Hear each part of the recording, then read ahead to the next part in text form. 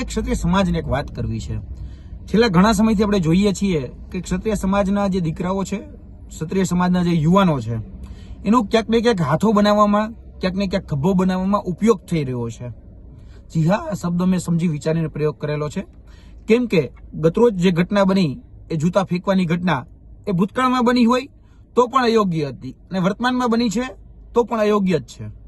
પણ આજે એ ચિંતાનો અને ચિંતનનો વિષય જરૂર છે ક્ષત્રિય સમાજ માટે કે આપણે કઈ દિશા તરફ જઈ રહ્યા છીએ એ હવે સમજવાનો સમય આવી ગયો છે. કારણ કે જોવા જઈએ તો આપણે કોક ચડાવે એમ ચડી જઈએ છીએ, કોક બોળવાવે એમ આપણે બોરવાઈ જઈએ છીએ.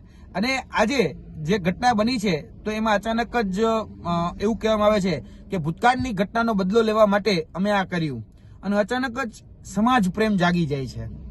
બરાબર? અને ખબર નથી પડતી કે બદલો, કે આપણે શેનો બદલો લઈએ છીએ. કારણ કે જોવા જઈએ તો આંખ સામે આંખ જયારે આપણે લઈએ તો એક દિવસ એવો આવે કે આખી દુનિયા આંધળી થઈ જાય. બરાબર? આજે કદાચ જો બદલાની જ વાત હોય તો બદલો ઘણી બધી જગ્યાએ લેવાનો હતો ભાઈ. આજે અચાનક જ તમારો અંતરાત્મા જાગે છે કે કદાચ તમારો આત્મા જાગે છે અને અચાનક જ તમારો સમાજ પ્રેમ જાગી જાય છે, તો એ સમયે તમારો સમાજ પ્રેમ ક્યાં ગયો હતો?